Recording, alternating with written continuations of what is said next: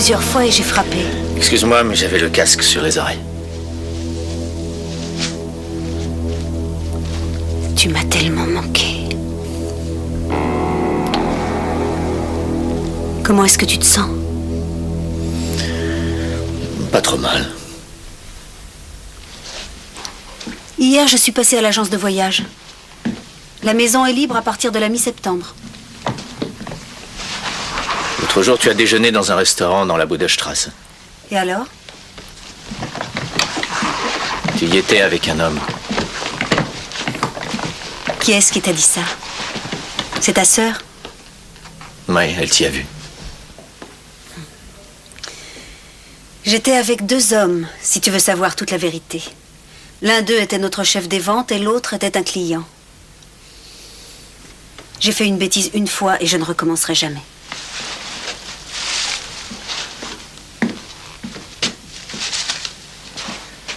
Pardonne-moi.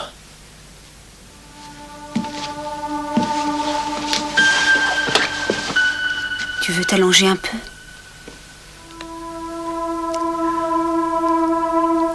Qu'est-ce que tu as? Il s'est passé tellement de choses en si peu de temps. D'abord, tu me quittes parce que je ne te donne pas ce dont tu as tant besoin. Et puis tu reviens me disant que tu n'aimes que moi. Entre-temps, il y a beaucoup de choses qui ont changé.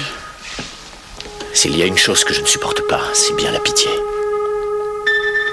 J'ai besoin de toi. D'un invalide?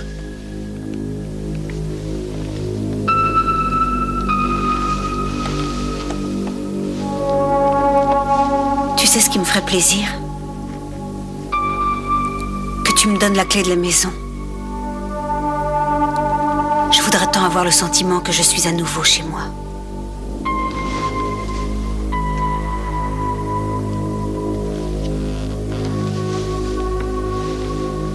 Il a eu lieu quand, cet accident?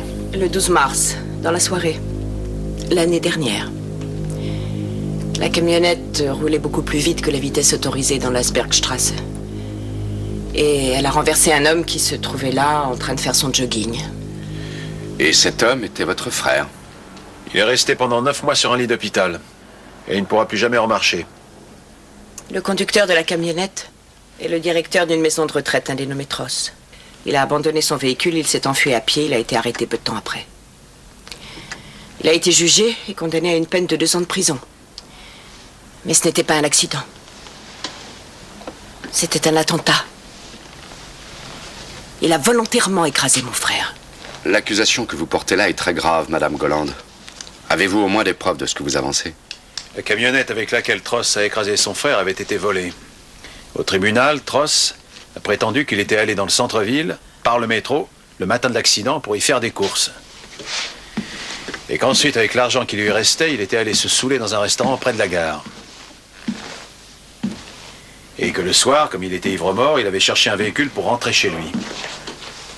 Et qu'il avait volé cette camionnette qu'il avait aperçue garée sur le parking d'une station-service. Et c'est sur le trajet du retour que s'est produit cet accident. Mais cet homme a menti à la police et aussi au tribunal.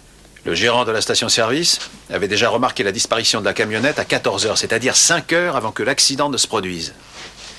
Mais comme il ne pouvait pas ou ne voulait pas préciser l'heure de la disparition de la camionnette, le juge n'a pas tenu compte de sa déposition, ni de sa plainte. C'est pourquoi on peut penser que tout ça était prémédité. Cet homme avait volé le véhicule dans le but de tuer mon frère. Pourquoi ce monsieur Tross aurait-il voulu le tuer? Est-ce qu'il avait une raison de lui en vouloir? C'est ça le problème. Ils ne se connaissaient pas. On a dû le payer pour exécuter un contrat.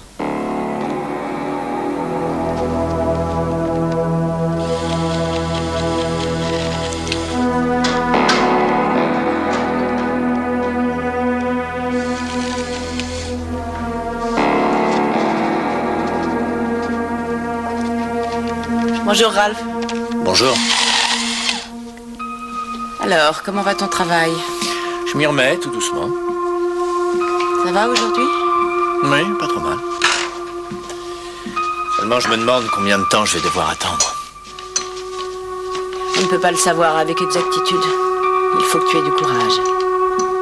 Ça, c'est ce que tu n'arrêtes pas de me dire. Pourquoi? Non, mes éternelles angoisses. Tu me connais.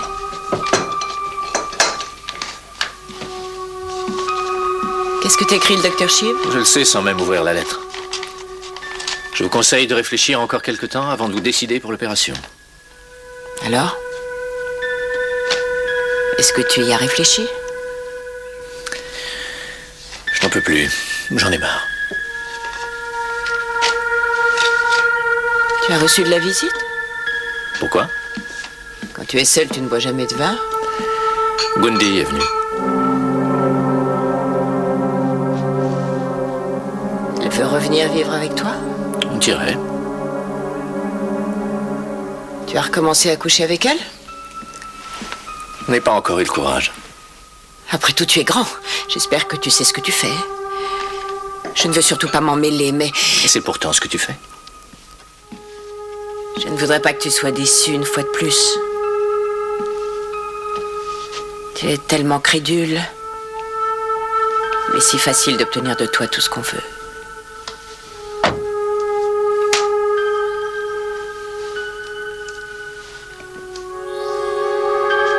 Fritz t'a accompagné?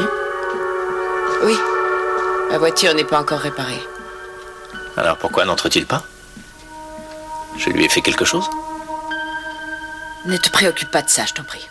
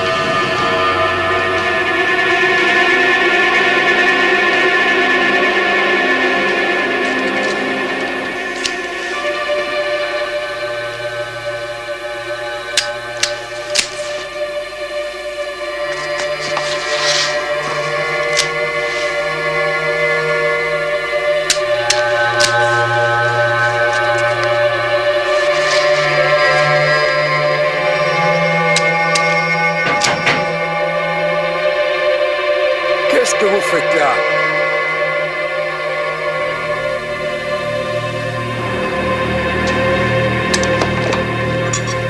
Qui êtes-vous?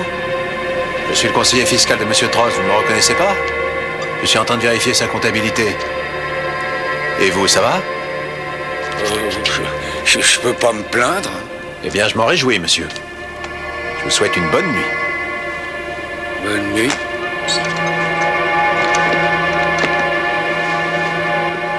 Je n'étais pas un grand sportif. Je courais un peu, 2-3 fois par semaine. Et toujours sur le même parcours? À peu de choses près, oui. Et également aux mêmes heures? Oui. Si le conducteur de la camionnette avait en effet l'ordre de vous tuer, et s'il était au courant du parcours que vous empruntiez chaque fois, il lui suffisait de vous attendre à l'endroit le plus approprié. J'ai été faire un tour dans cette Lasbergstrasse. Il n'y a pas de doute, c'est le lieu idéal pour un accident. Elle est étroite et sans possibilité de dégagement. Je ne crois pas à un attentat. Je n'ai pas d'ennemis. Disons plutôt que tu ne t'en connais pas. Monsieur Zoleg, votre sœur m'a dit qu'à cette époque, vous étiez en train de travailler sur un projet commandé par l'armée. Je travaille toujours sur ce projet. Pensez-vous que justement ce projet puisse être la cause de l'attentat? Il y a des gens bien plus importants que moi qui travaillent là-dessus. Et qui était au courant des heures auxquelles vous couriez et du parcours que vous empruntiez? Sans doute mes voisins et 2 ou 3 de mes amis. Et ta femme. Tu m'excuseras, mais à cette époque, elle vivait encore avec toi. Lorsque cet homme a été arrêté 3 heures après l'accident, il avait encore 2 grammes d'alcool dans le sang. Et tu crois que lorsqu'un homme doit exécuter un contrat, il commence par s'enivrer au point de risquer de tout manquer? Il est aussi envisageable qu'il ne se soit enivré qu'après l'accident, parce qu'il savait qu'il risquait d'être arrêté et que ça lui permettrait d'étayer la thèse de l'accident. Ce qui s'est passé est déjà assez dramatique. Pourquoi cherchez-vous à me faire croire que ça l'est encore plus? Parce que l'assassin n'est pas parvenu à ses fins. Que tu es vivant. J'ai peur pour toi.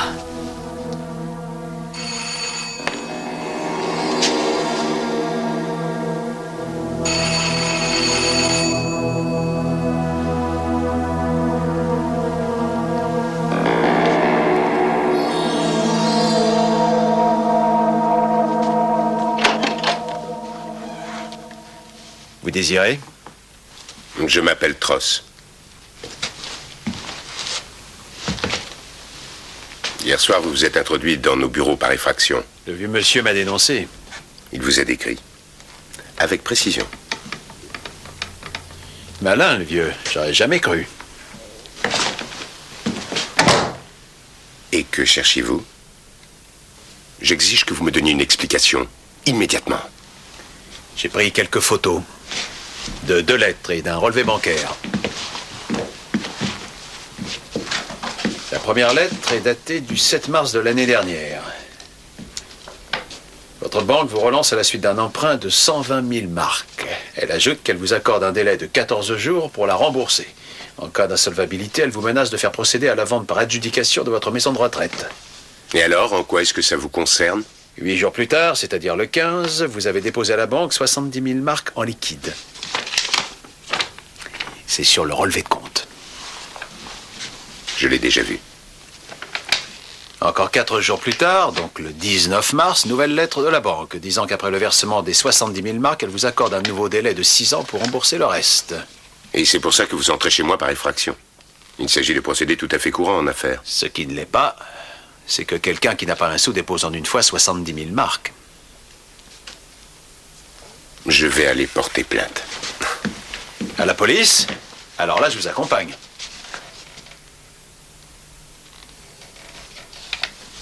En fait, qu'est-ce que vous voulez de moi? Pourquoi est-ce que vous avez renversé Ralph Zoleg? C'était un accident. On vous a demandé de tuer M. Zoleg et en échange, on vous a remis 70 000 marks. Vous êtes complètement fou.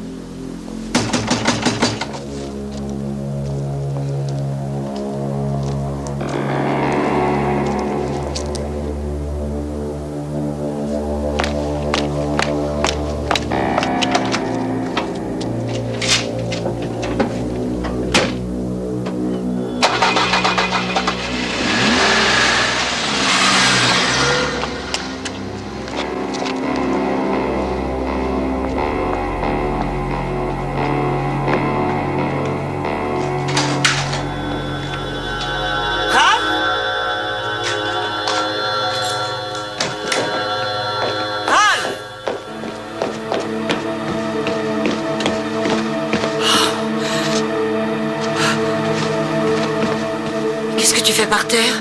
J'ai voulu me cacher. Il est revenu encore une fois. Qu'est-ce qui s'est passé? On a sonné à la porte, j'ai ouvert et c'était lui. Et alors? Qu'est-ce qu'il te voulait? Je n'en sais rien. Dès que je l'ai vu, j'ai claqué la porte. Oh mon Dieu. Tu m'as dit que cette affaire n'était pas encore terminée. Qu'est-ce que tu voulais dire? Qu'il va encore essayer de te tuer. Vous lui vouliez quoi, monsieur Zoleg? Je voulais lui présenter mes excuses. Ah, 2 ans après. Oui. Jusqu'à présent, j'étais en prison. C'est Monsieur Zoleg qui vous a demandé de passer nous voir? Oui. Alors, est-ce que je peux vous demander pour quelle raison... Je voulais également vous parler des 70 000 marques. C'est moi qui les ai prêtés à Monsieur Tross. Il s'agissait de mes économies et je les ai mises à sa disposition pour éviter qu'il ait à vendre la maison. Merci. Ma réponse est satisfaisante? Tout à fait satisfaisante.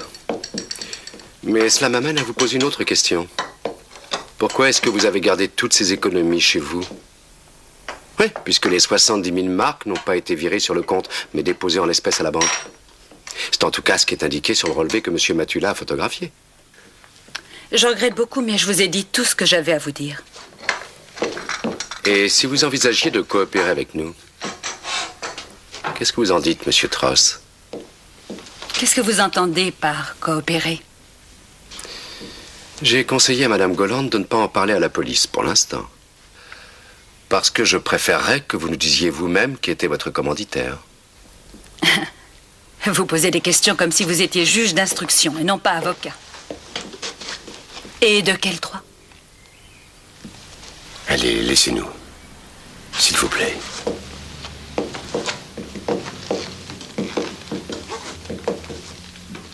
Laissez-moi simplement vous dire que cette collaboration ne vous ferait pas courir le moindre risque.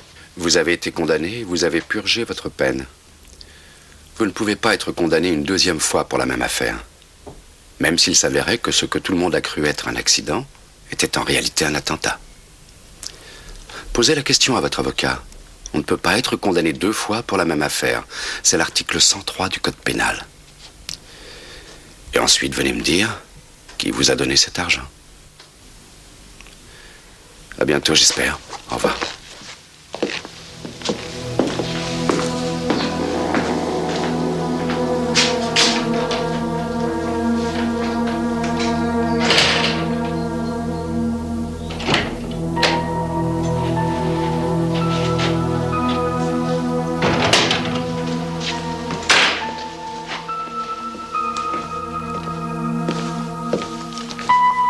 Bonjour. Bonjour, Elma. Tu as certainement déjeuné avec ton frère, n'est-ce pas? Il te transmet ses amitiés. Au téléphone, tu m'avais dit que tu allais rentrer tard. En fait, tu as passé la nuit là-bas.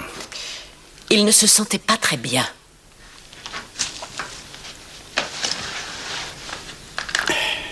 Il a de la chance d'avoir une telle garde malade. Je me demande si tu te dévouerais autant s'il s'agissait de moi. On ne va pas recommencer à parler de ça. Il a besoin de moi. Moi aussi, j'ai besoin de toi. Ne me dis pas que tu es jaloux d'un invalide. J'ai toujours été jaloux de ton frère. C'est la seule personne qui compte pour toi. Et je me demande pourquoi. Va falloir un de ces jours qu'on prenne une décision à ce sujet. Enfin, l'homme qui l'a renversé va bientôt nous dire qui était son commanditaire. Pourquoi crois-tu qu'il va le faire? Pour la bonne raison qu'il n'a plus rien à craindre. Il ne peut pas comparaître devant la justice 2 fois pour la même affaire. Je ne sais pas pourquoi, mais il paraît que c'est comme ça. Elma, Oui? quelles sont tes intentions?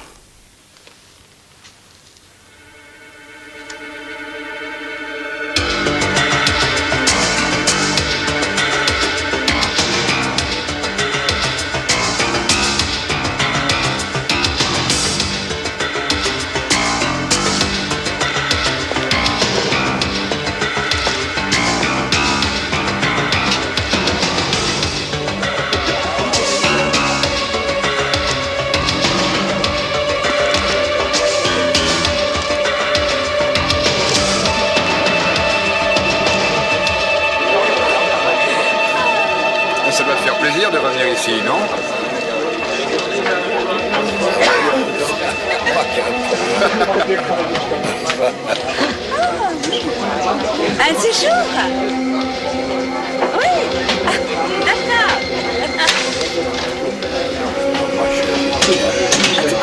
Pourquoi ça?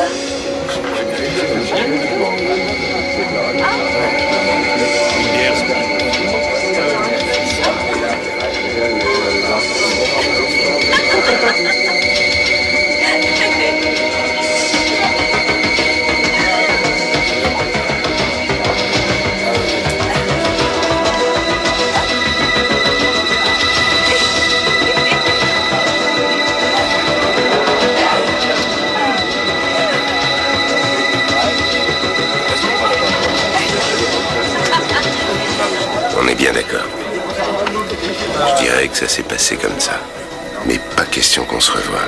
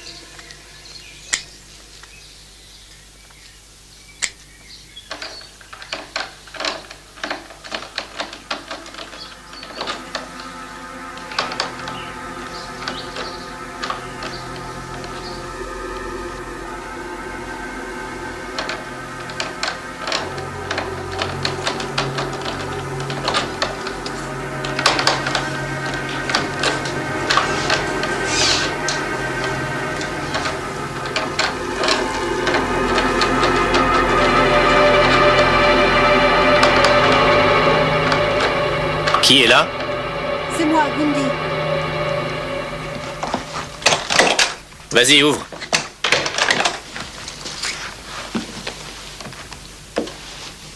Pourquoi as-tu laissé la clé dans la serrure? Tu ne le fais jamais d'habitude.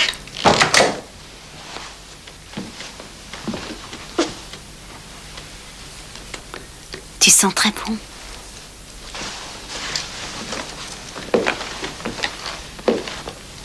Est-ce que tu as pensé à mes comprimés? J'ai préféré ne pas te les apporter. Je n'ai pas envie que tu aies autant de médicaments à la maison. Tu as peur que j'essaie de me suicider? On ne sait jamais. Si je voulais en finir, il me suffirait de m'asseoir dans le jardin en attendant qu'on me tire dessus. Ou d'aller faire un tour dans la rue. Et de me laisser à nouveau écraser. Pourquoi tu dis des choses pareilles? Parce que ça n'était pas un accident. On a cherché à m'assassiner. Tu plaisantes, j'espère. Non. Le chauffard avait reçu de l'argent pour me tuer. Ce n'est pas une blague, c'est la stricte vérité. Qui t'a dit ça? C'est ma sœur. Elle a engagé un détective. Encore ta sœur, encore et toujours ta sœur. Tout le monde t'aime, qui pourrait t'en vouloir? Est-ce que tu as fait quelque chose? Peut-être que quelqu'un trouvait que je lui portais ombrage. Ou quelqu'un s'est dit qu'il aurait quelque avantage à ce que je sois mort. On peut imaginer des tas de motifs. Non, je refuse de le croire. Il ne faut pas que tu continues à penser à ça. Ça m'obsède tant que je ne pense à rien d'autre.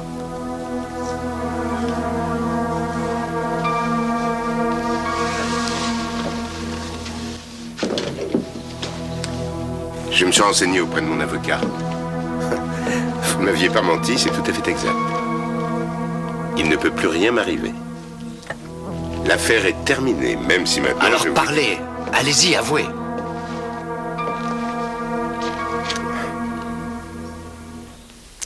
Je ne peux pas. Si vous ne le faites pas, quelqu'un d'autre le fera. Peut-être votre copain d'hier soir. Celui-là, je le retrouverai, comptez sur moi. Qui vous a proposé ce contrat, monsieur Tross? Je n'ai eu qu'un seul contact avec cet homme. Une semaine avant l'accident. Au téléphone. Après ça, je n'ai plus eu affaire qu'à son intermédiaire. Le type de la boîte de nuit? Oui, c'est lui qui m'a dit quand et où M. Zeleg allait faire son jogging. Et c'est lui aussi qui vous a remis les 70 000 marques.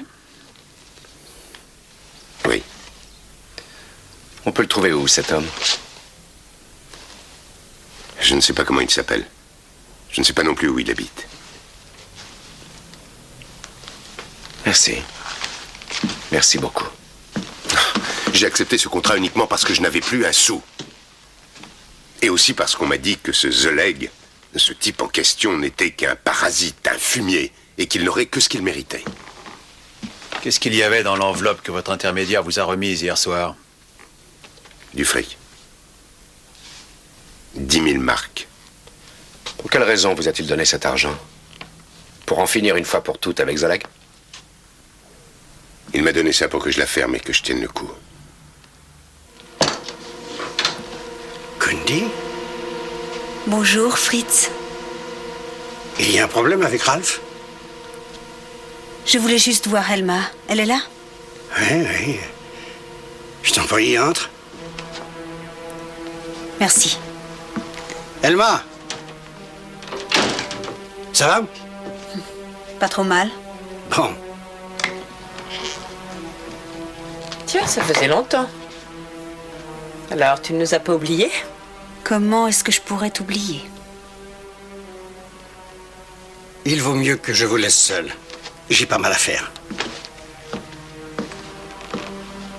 Tu connais bien la maison, alors je t'en prie.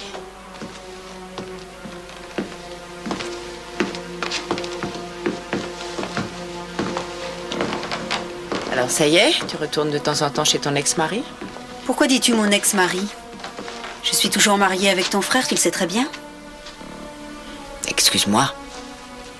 Je ne disais pas ça méchamment. Pourquoi lui fais-tu croire toutes ces histoires?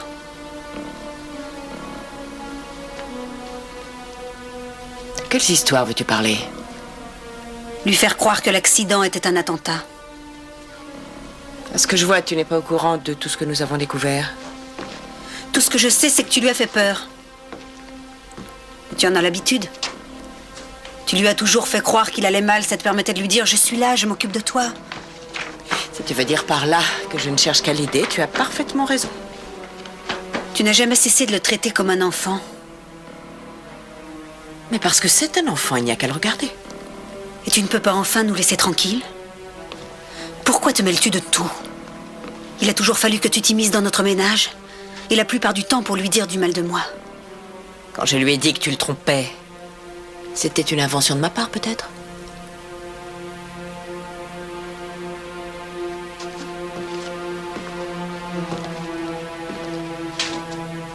Tu ne t'es jamais vraiment intéressé à lui.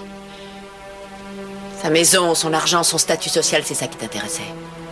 Et si tu veux retourner vivre avec lui, c'est uniquement parce que tu as compris que sans lui, tu ne valais rien. Tu m'as toujours détesté, je le sais. Et tu ne seras satisfaite que le jour où tu auras définitivement brisé mon mariage. Mais que se passe-t-il? Ta chère belle-sœur refuse d'admettre que Ralph a été victime d'un attentat. Alors que l'homme qui conduisait la camionnette a avoué avoir reçu 70 000 marques pour le tuer. Quoi? Malheureusement, nous ignorons toujours le plus important. Qui était le commanditaire? Et pourquoi? Je me pose la même question. J'en arrive chaque fois à la même conclusion. Et quelle est-elle? Je ne sais pas si je dois ou non vous en parler. Si vous tenez vraiment à ce que nous avancions, il ne faut rien nous cacher, Madame Golland. Je peux m'asseoir? Je vous en prie.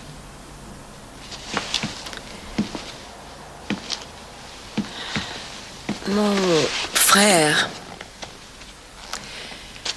a épousé une femme qui n'était pas de notre milieu. Son grand amour. Et quelques années plus tard, elle a fait la connaissance d'un autre homme. Un homme de son monde. Mon frère a décidé de demander le divorce. Et une semaine avant le rendez-vous chez l'avocat, il a été renversé. Et il vous semble que cette femme puisse être mêlée à tout ça? Lors du contrat de mariage, ils ont opté pour la séparation de biens. Je le leur avais conseillé. Et donc, en cas de divorce, elle n'aurait rien obtenu. Mais en revanche, si mon frère mourait avant elle, elle héritait l'ensemble. La maison, les économies, l'assurance vie dont la somme se trouvait doublée.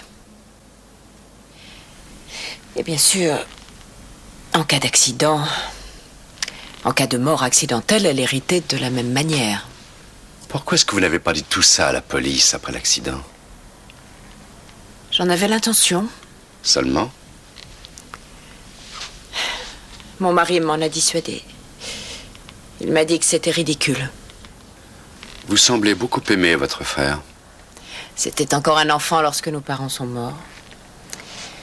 Alors, j'ai arrêté mes études pour m'occuper de lui. J'ai veillé à ce que lui puisse poursuivre les siennes et qu'il passe son doctorat. Bien entendu, il avait des petites copines et de mon côté, j'avais des copains, mais ce qui comptait par-dessus tout, c'était les rapports entre nous deux.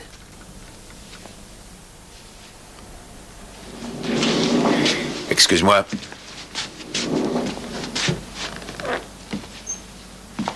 Bonjour, Madame Golland. Monsieur Matula?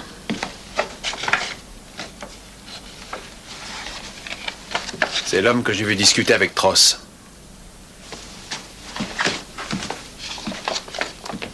Tiens, Umba.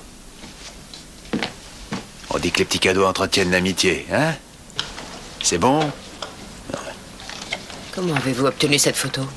Oh, il m'arrive de temps à autre d'avoir de bonnes relations avec la police. Il ne s'agit que d'un portrait robot, mais je dois dire qu'il est très ressemblant. Vous avez déjà vu cet homme? Récemment, ou il y a quelque temps? Non, je ne le connais pas, je ne l'ai jamais vu. Dommage.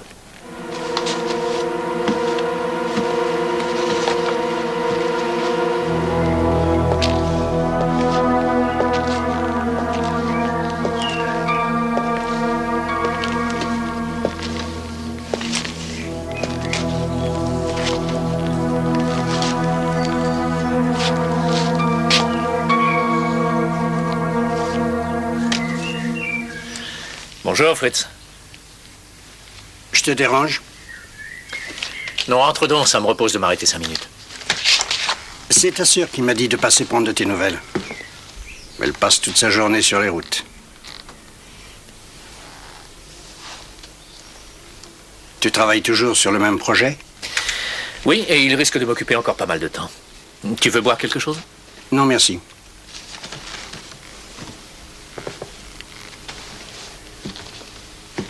Tu sais sûrement tout ce que tu représentes pour ta sœur.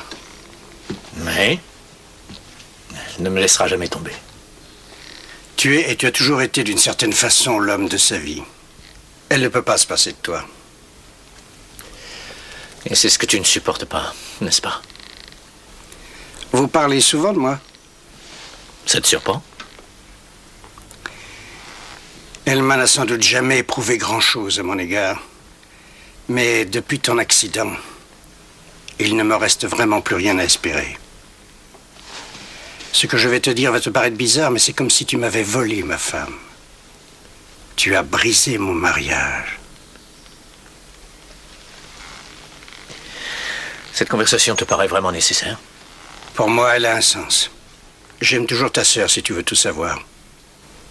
Je préfère, si tu veux bien, que nous en restions là.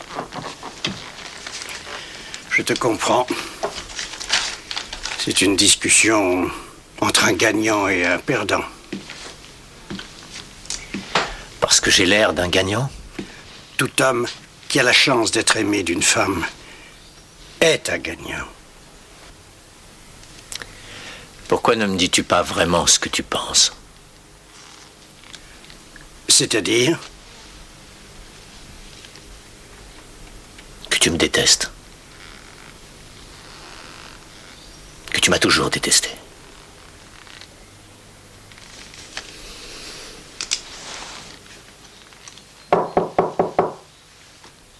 Oui?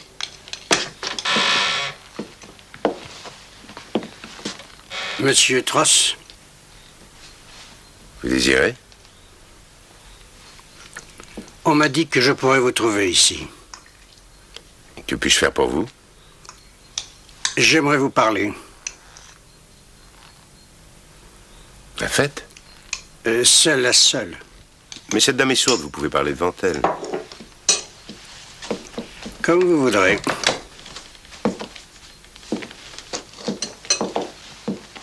Je vous écoute. Vous prétendez qu'on vous a proposé un contrat pour renverser et tuer Monsieur Zoleg. Mais qui êtes-vous? Peu importe. Comment avez-vous osé dire ça? Vous savez très bien que c'était un accident. Et en quoi ça vous regarde? Je ne vous connais pas et je ne Pour vois quelle pas raison pourquoi... est-ce que vous vous faites passer pour un meurtrier? Laissez-moi On tranquille. vous a donné combien pour avouer ça? Qui vous a payé? J'exige une réponse. Mais enfin, vous êtes fou. Vous allez me lâcher! Vous n'avez peut-être pas conscience de ce que cette déposition a comme conséquence pour certaines personnes. Vous me voulez quoi à la fin? Oui, oui, tout va bien. Ne vous inquiétez pas. Tout va très bien. Voilà, vous vous rendez compte de ce que vous avez fait? Vous avez causé cet accident pour une simple et unique raison, vous étiez en état d'ivresse. Vous allez vous en tenir là. Sinon, vous risquez des ennuis. De gros ennuis. Vous comprendrez que le mieux pour vous est de vous en tenir à la vérité quand vous aurez lu ceci. Au revoir.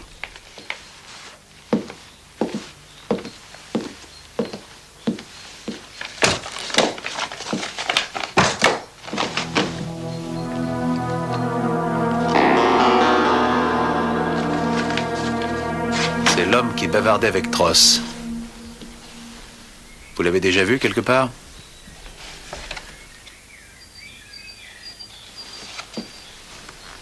Il est particulièrement fort, mais il n'est pas très grand. Exact. Mais il travaille au sauna qui est dans Neckarstrasse. Il y fait un peu de tout. Serveur, dépanneur. À l'occasion, il lui arrive de masser. Et il s'appelle? Tout le monde l'appelle Max. Je ne l'ai jamais entendu appeler par un autre nom. Vous le connaissez d'où?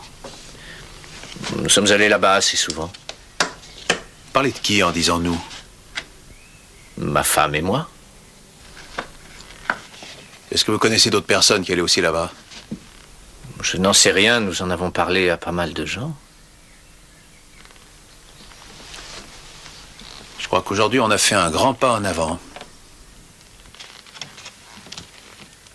Je ne suis pas sûr de devoir m'en réjouir.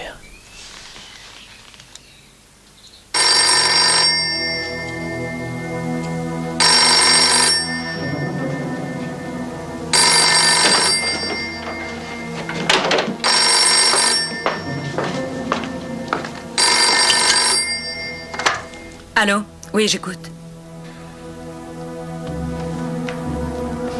C'est pour toi.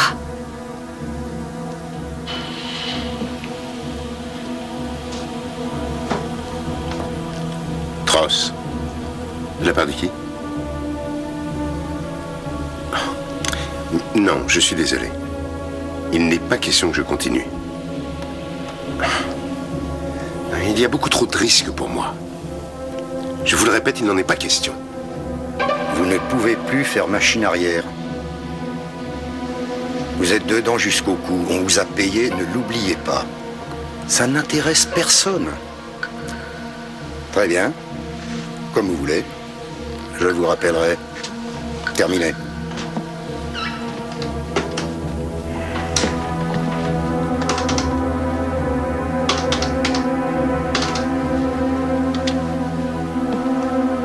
ici, Max.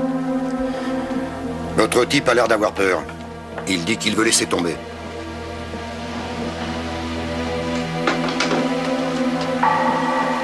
On va pouvoir fermer.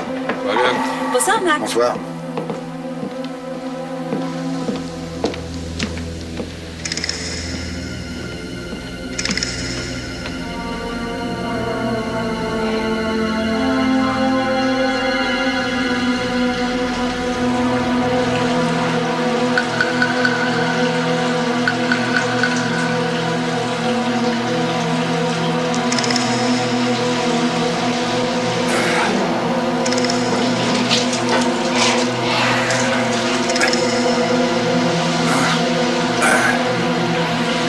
Hudson?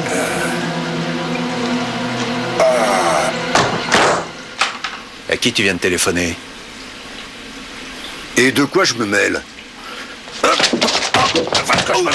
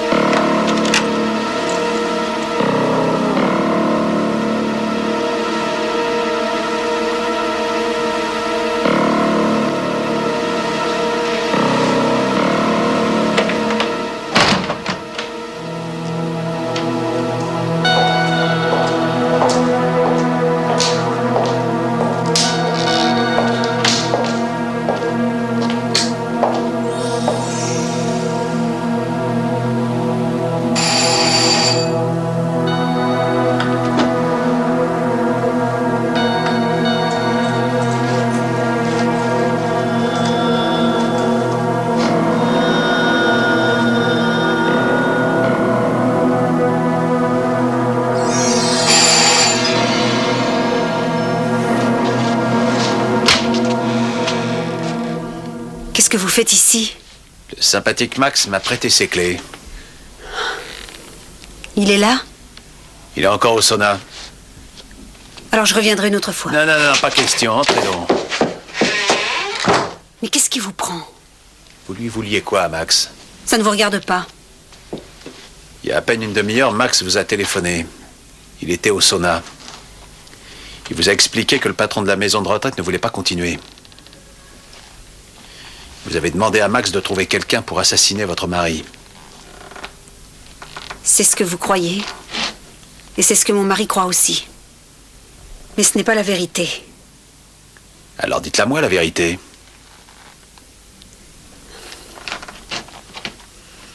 Mon mari m'a dit que vous lui aviez montré le portrait robot. Et il a ajouté... Ma sœur avait raison de me dire de me méfier de toi. Et alors, que veniez-vous faire ici? Je voulais demander à Max de téléphoner à mon mari. Pour lui dire que je n'avais rien à voir dans toute cette histoire. C'est la vérité, je n'ai rien à y voir.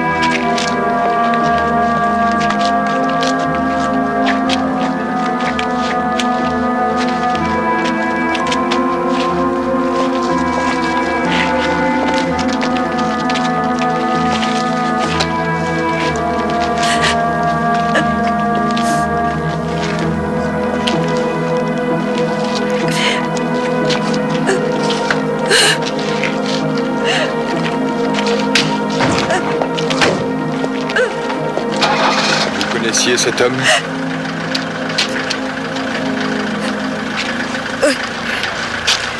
C'est un employé des chemins de fer qui nous a prévenus il y a 1 heure. Il m'a dit qu'il allait prendre le train. Il a dû être tué sur le coup. Il a été renversé par une Mercedes. On a retrouvé un rétroviseur cassé sur les lieux de l'accident. Vous savez où M. Tross avait l'intention d'aller?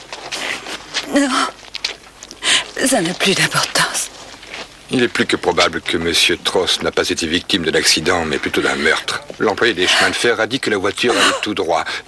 Et à aucun moment, elle n'a cherché à freiner ou à l'éviter.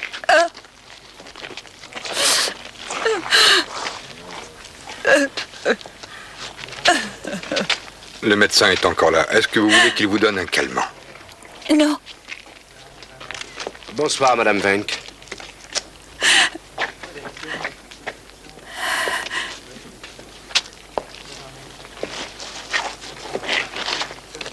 Il est mort. Je peux vous demander qui vous êtes? Je m'appelle Franck, je suis avocat. Est-ce que je peux vous venir en aide, Madame Wenck? Oui, je voudrais vous parler. Je vous attends dans ma voiture.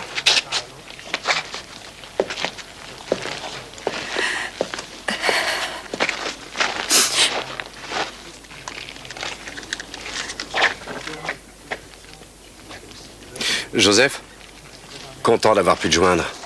Tross est mort.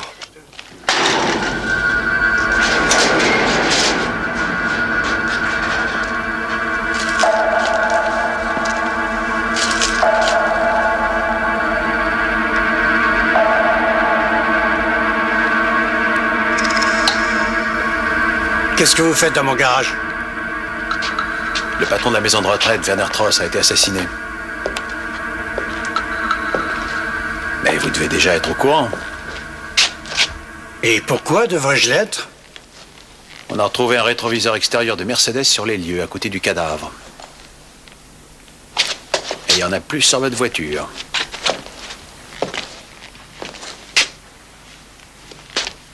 Quand cela s'est-il passé? Ce soir, à peu près vers 20h.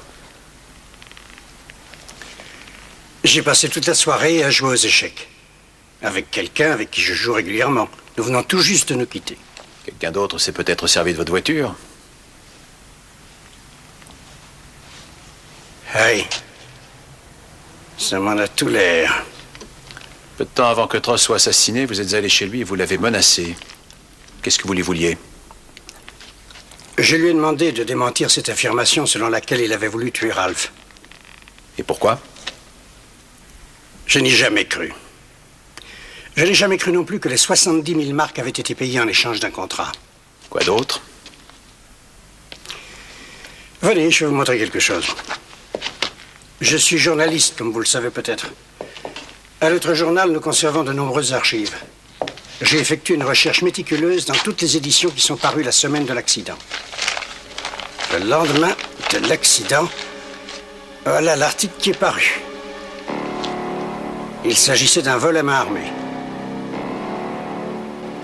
Financièrement, nous étions à bout.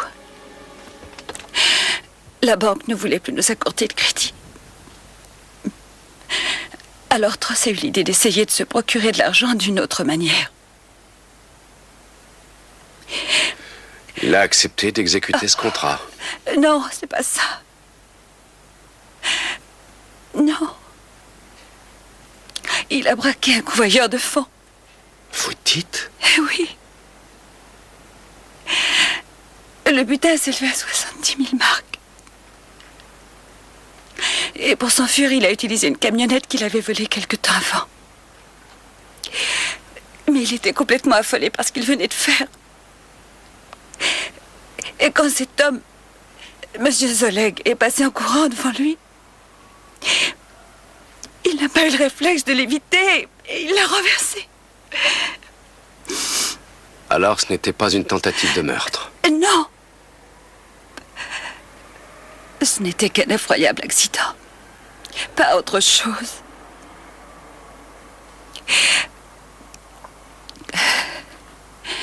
Et l'argent qu'il avait volé, les 70 000 marks,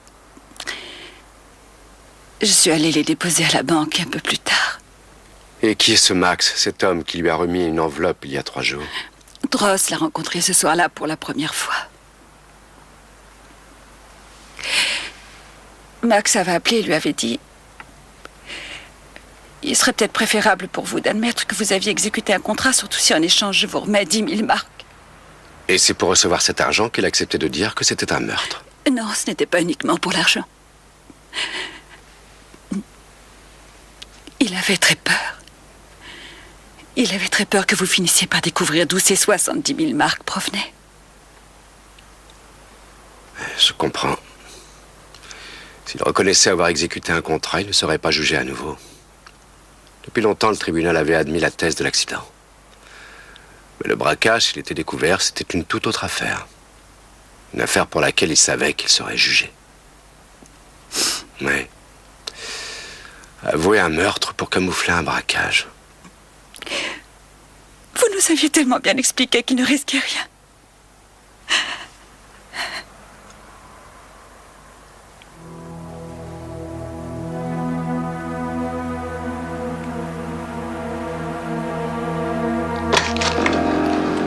Bonjour, Madame Goland.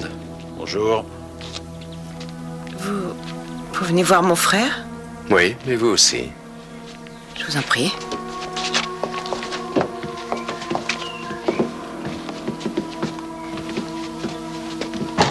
La visite. Bonjour, monsieur Zoleg. Bonjour. Vous avez du nouveau? Oui, depuis hier soir. Asseyez-vous, je vous en prie. Madame Goland. Vous avez prétendu que vous ne connaissiez pas cet homme. En effet. Il s'appelle Max. Et il vous a plusieurs fois servi des boissons dans le sauna. Je n'en ai aucun souvenir. En revanche, vous vous rappelez sûrement lui avoir téléphoné il y a une semaine pour lui demander de vous rendre un service. Qu'est-ce que ça veut dire? Ralph, dis-leur de s'en aller. L'argent que Max a remis au directeur de la maison de retraite, c'est vous qui le lui avez donné. Vous vouliez qu'il le persuade d'avouer qu'il avait essayé d'assassiner votre frère. C'est un tissu de mensonges. Et Tross aurait avoué une tentative de meurtre qu'il n'avait pas commis. Et qui n'a jamais eu lieu que dans votre imagination, Madame Goland. Ralph, je te demande encore une fois de leur dire de sortir. Continuez, je vous en prie. Lorsque Tross a eu peur que nous découvrions qu'il avait menti et qu'il a voulu s'en aller, vous l'avez attendu devant la maison de retraite. Dans la voiture de votre mari.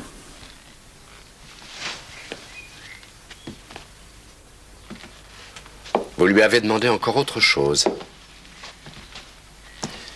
Vous vouliez qu'il dise que c'était votre belle-sœur qui l'avait payé pour exécuter ce contrat. Et comme Tross a refusé une nouvelle fois, vous l'avez écrasé.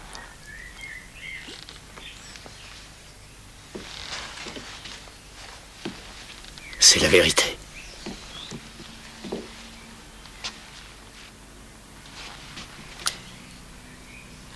Je ne voulais pas le tuer.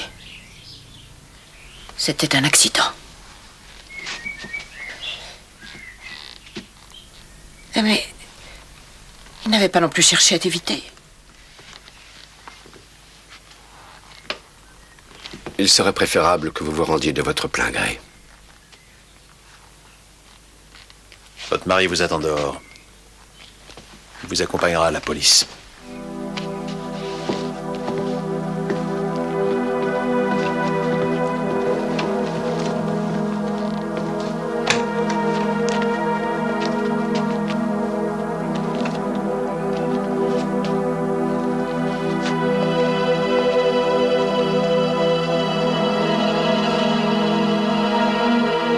Mais tu ne comprendras donc jamais.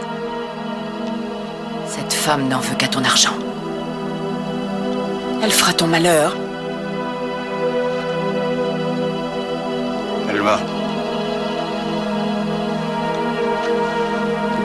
Viens.